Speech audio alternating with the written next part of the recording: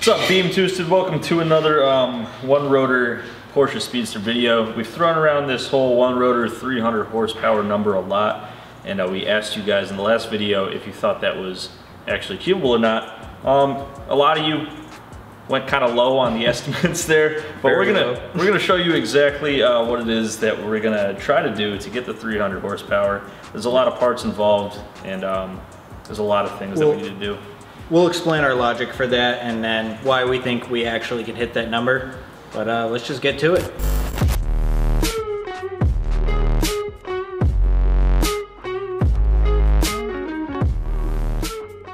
Okay, so one of the things that's going to help us make 300 horsepower is the fact that ours is going to be bridge ported in the Atkins one rotor kit, which is largely what ours is based off of. They had stock ports, and they were still able to make 100 horsepower on an engine dyno. So if we do a little bit of porting, that's definitely gonna help us out. So we're gonna head over to James. He's gonna explain a little bit of that right now. So this is the port we're running on the one rotor, on both irons. We're using only the secondary irons from a 13B, so that'd be the front and the rear. Which in the case of the 6-port engines, that's where the power port would be.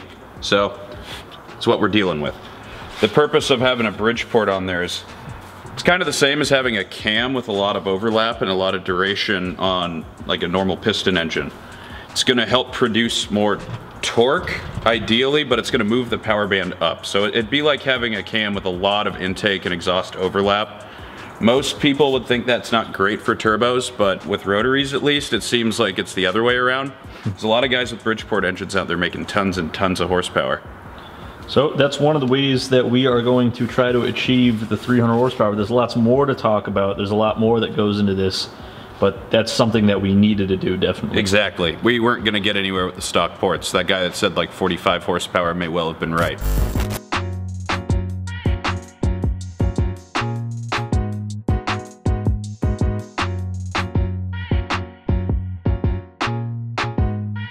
Okay, so a piece of equipment that you guys are going to see throughout the duration of this build is almost up and operational. We'd like to show it to you. You might have seen it in a previous video, but in case you haven't, this is our CNC Plasma Cutter. We've saved up and we got a good plasma cutter, and we got a, you know, entry-level CNC. But, I mean, what we can do with this is pretty cool. We can make all sorts of custom brackets and things for our manifolds, stuff like that.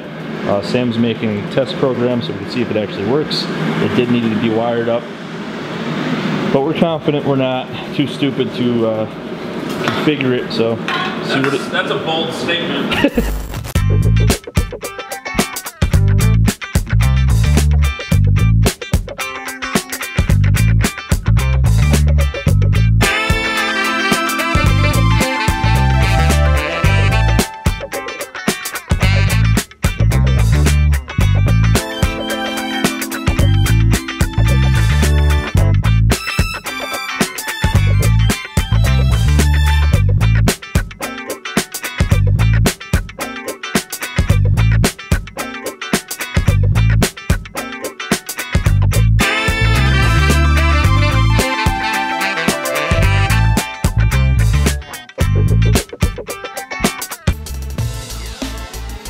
Very first part.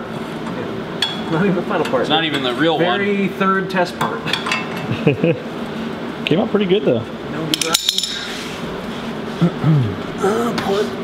It's matched pretty damn good for being measured with a fucking ruler.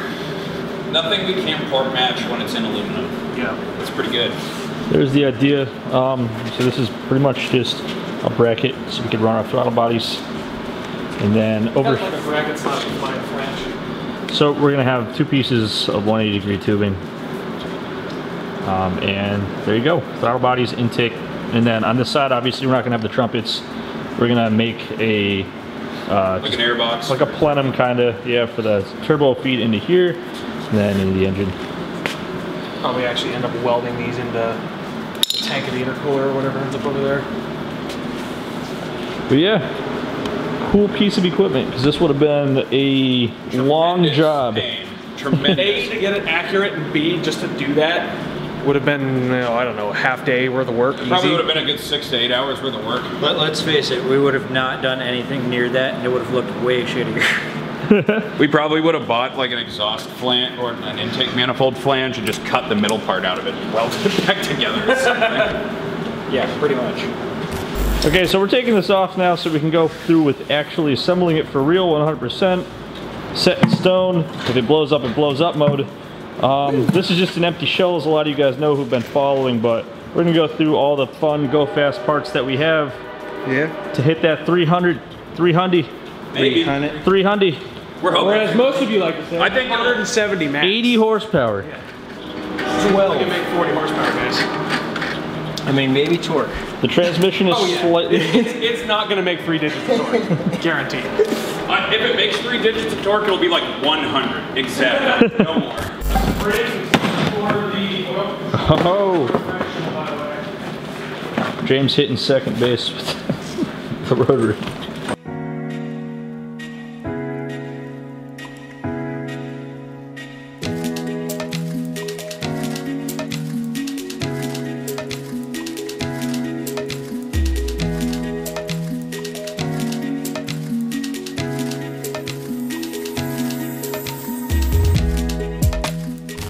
So if you want, Shaft, bro. it's worth talking about the shaft. If you want a 1 rotor, you gotta have a 1 rotor shaft. So if you want a 3 rotor, you need a 3 rotor shaft, 4 rotor shaft. This is really what makes it. Everyone keeps asking, these are from Atkins Rotary. Yep, Atkins Rotary based out of Washington. And what makes it different is that it's only for a single rotor, and it's balanced so. Atkins sells well-balanced shafts. Perfectly balanced shaft. For all of your rotary needs. And that's how it goes. Yep. Sick. That's how it goes in. Do that one more time. Just in case you guys miss it. Ready? Want to know how hard it is to install? You gotta be a rocket scientist. Rocket surgeon. So much precision. Yeah, you wouldn't know it, but Devin used measurements. He measured a thing one time. We don't know what he measured, but now James is getting to second base on the shaft. He's just I keep taking everything all the way.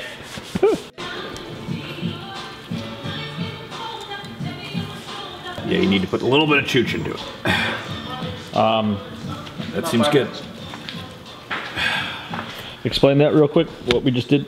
All right, these are the oil control rings. These kind of work like the oil scraper ring on a piston where they keep the oil from being able to enter the combustion chamber. Mazda has these nifty little springs that sit behind these. The white paint ones go towards the front of the engine. The blue, green, I've seen them called a bunch of different things, but you can see right on there. These go on the rear of the rotor. All right, you guys can just barely see it. There's this tiny little indent in here. There's one in the outer oil control ring area as well. You want to make sure that when you're installing your oil control ring springs, that the little tab on the end that's pointed down gets in there. So that way when you install your oil control ring, like the metal riding pieces, the trays, that it doesn't spin and fuck up and fly out and kill your car. Because that's what it's gonna do. Oil control ring trays are very sharp on rotary, so yeah, be emotionally prepared to bleed. The other side has claimed James's blood and this side has claimed mine. We are now christened this engine. This rotor's infused with the blood of its builders, so it's going to make 300 horsepower. That's one of the things you need to do. Is yeah, exactly. You're sacrificing yourself on the altar of Mazda. Wow, that actually got me really. Yeah, dude, that got in there, dude. Well, I mean, mine's been bleeding for like 5 minutes now. Fucker. Could just feel the Vaseline all over my fingers, though, you know? Yep. Know what I'm saying?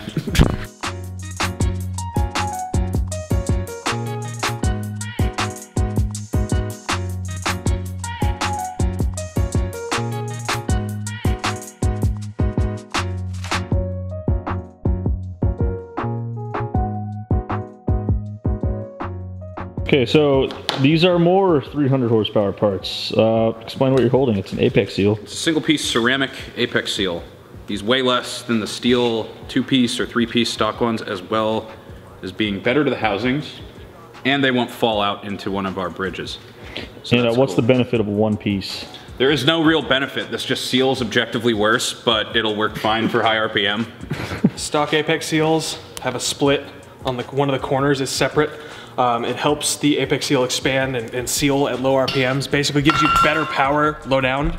The problem with that is when you have more holes for them to fall in, i.e. the bridge ports, the corner seal can actually get cocked in the seal groove and break off, tear up stuff. It can cause big problems. So the one piece, while not as good for drivability, is way better for longevity with a Bridgeport. Allegedly. We'll find out. We're learning just like you guys are. Yeah, right? we don't know what we're doing. We don't know what's going to happen. We've put together a couple rotaries. We're not experts. Yeah. So typically, most apex seals have 2 springs and they're a bitch to put in. In theory, these should be way easier because there's only 1 spring to deal with. And you'd be roll anyway.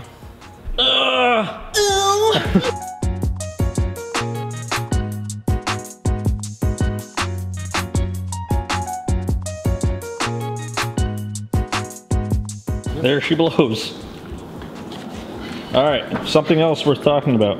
Stationary gear. What's special about it? This one's like cryo-treated, nitrided. You can kind of tell. You're so humble, James. You can kind of tell it's fancy because it's like gray instead of just like raw steel.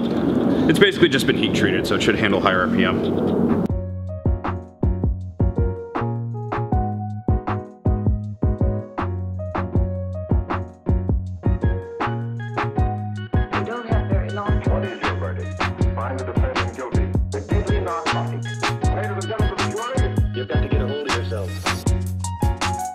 You guys want to hear the first noises that this engine's ever gonna make? And probably the last ones.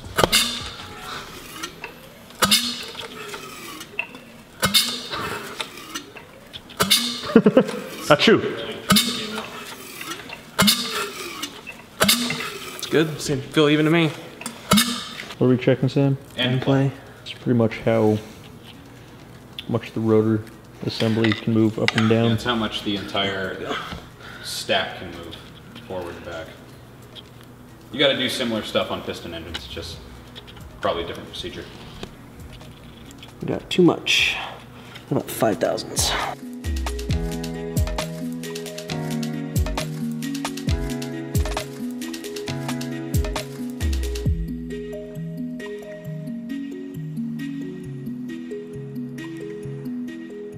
What are you holding there, bud?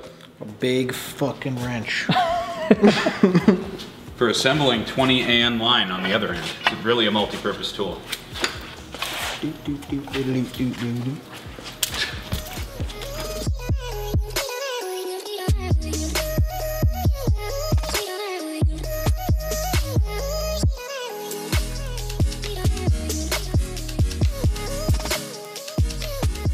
I have a feeling that bolt's gonna fly out and impale me. Well, it's doing it. Twist it the other way for a quick second. There we go. All right. Oh, it had like a like a locker, a lock goo in it. Nice. That's why I wouldn't just easily. I think that's 250. I mean, that's a big fuck off wrench. Yeah. That was 250 foot-pounds. Because that wrench is like 2 feet long. It's assembled.